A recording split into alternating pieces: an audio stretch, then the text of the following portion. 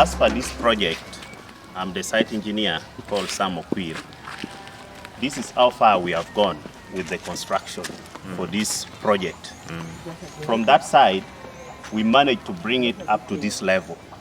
And now the scope of the work remaining, we are left with the screeding, the floor, aprons, and working on electrical parts.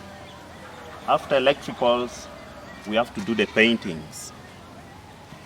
Paintings, we start with undercoats, and afterwards, then we do the glass fixing. So after fixing the glass, we do the final painting of the building. So now, that one you are seeing, that is how far we have gone with this project. And now we are now bankrupt. We have no fund for the completion of that project. And where we are standing, this is a septic tank for the collection of waste. And then these are the waterborne toilets. This one is for girls, this one for men. So the way you are seeing, there are a lot of work remaining to be done to make it up to the completion. So from there, we are going to put the toilets and the showers for girls and boys. But as I talk now, we lack funds for this project. But immediately we manage to maneuver and we get funds. I think we are going to complete this work within only a month. The place will be completely finished. Thank you for your support, your encouragement, and here I come to you today to make an appeal to you.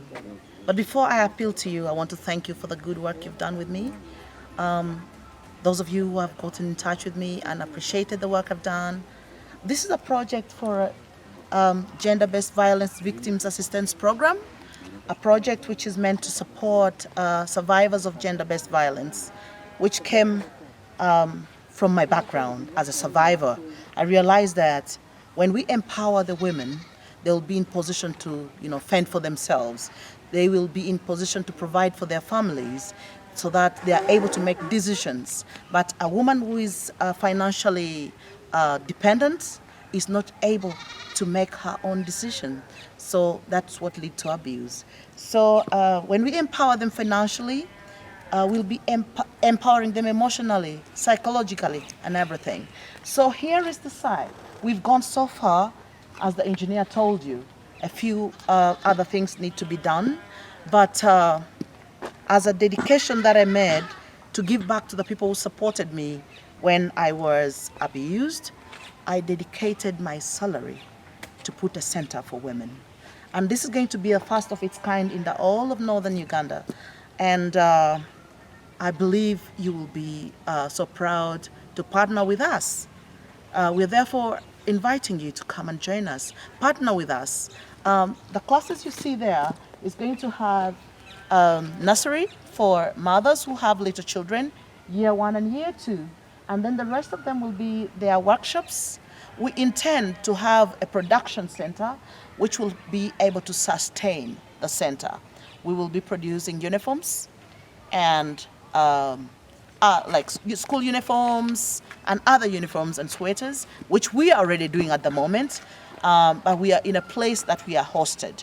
But at a later time, we'll show you the products that we've made and how we've gone so far. Our trainees have become trainers. That's one thing we are proud of. We have success stories that we'll share with you as well. Thank you. My name is Susan Akai. I take charge of this place as the manager, and I'm so grateful for the support so far. A lot of work has been done, as you can see. But now our challenge is to complete and bring the children here. We are overwhelmed where we are. The children are many, but we lack space. We hope that when we bring them here, we'll get a lot, we'll train many of them, and we are going to change their livelihood. These are children who have gone through a lot of challenges, neglected by the community, but want to give them hope. If by maybe July this year we would complete, we can have intake in August and train the children. And we also plan to talk to our neighbor here, and we expand. The land you see here, we are in talks with the owner, but the challenge still remains the farm. If we can get that piece of land we put on this, I think we would expand and even get where they can sleep. We can even put dormitories for them to make them commit and complete the work. What we are doing is in line with the government of Uganda, skilling Uganda, because we can't get white-collar jobs now. It's except skills, where you do hands-on and get out as a finished product and stand on your own. We hope for your support as usual. Thank you so much. My name is Chidi Joel. I'm a trainer at this school. We deal in tailoring and knitting. So this is part of the machine that we've been using.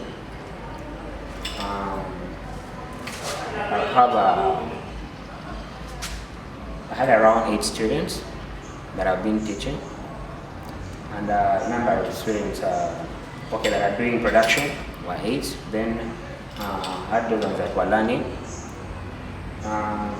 Those that were learning have broken up for holidays, for census holidays, and then the ones that are also in production have also gone home for census holidays. So I stayed as a trainer so that I can keep the machines in good form. So these are some of the material things we are doing. I think you can see it. These are production, some corporate statements that we're trying to do. Passing through, I can show you some of the things we do. We have players like this, ready-made products.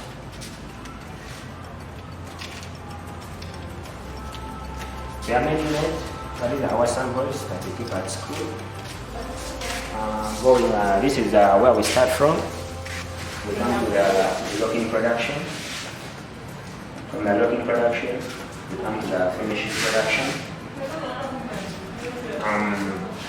After the finishing production, this is one of the machines that helps us in putting the buttons, the button holders. Then we have a section of the machine that was donated to us by Rotary members. Yeah, by our students are broken up for holidays. Now, this is the beginning section of knitting. This is where the learners start from. When they start knitting, in case they graduate and are well versed, they are taken to this machine so that we can still retain them for production. Basically, what I wanted to talk about also was about the tailoring section. The tailoring section, we don't have samples for tailoring section because there were orders from school that we wanted to clear out, and since schools are broken out and on holidays, most of the uniforms were taken. But this is the balance, the sweater that remains. I think we shall supply this in second term, but this is the type of work we are trying to do. Now, we wanted to add in some machines, like via the knitting section, the Department of Sweaters, whereby the Department of Sweaters we still have a good straight machine, this type, industrial GK, that helps us in finishing work very fast. And then we're also lacking an embroidery that helps us in putting logos.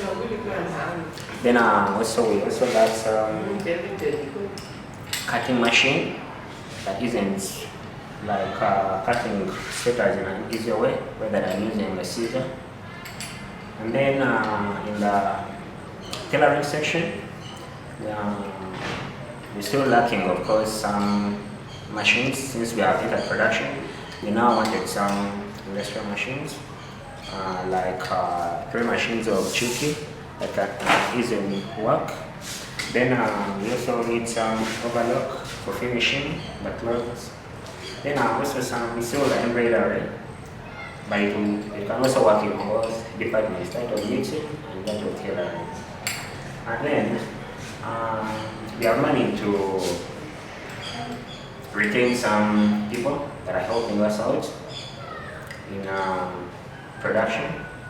So the money we get out of making out of production, it helps us out in paying them, and then acquiring also some other materials that we lack as people. We were at the site where we plan to move to. We talked of overstretched. The students are many, the space is small, and the machines are few. So we need more machines for training and production, so that we are fully in production, because there is an exploited opportunity in northern Uganda.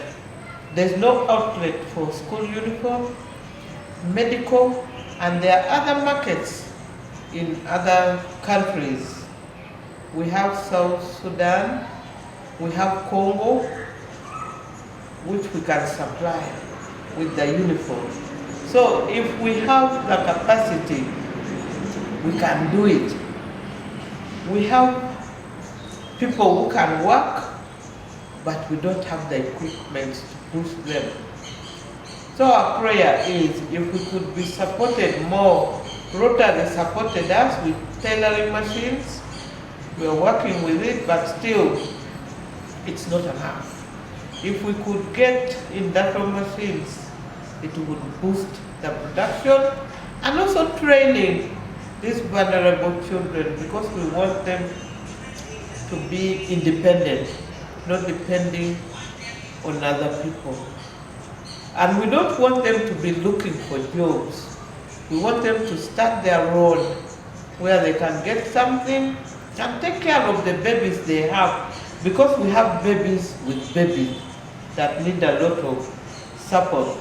Thank you so much for the support so far, and we hope for more. Thank you. We have this order we have supplied, because we can't produce so fast and meet the demand. So this one was supplied to DRC. The children broke off, they couldn't finish. The machines were few.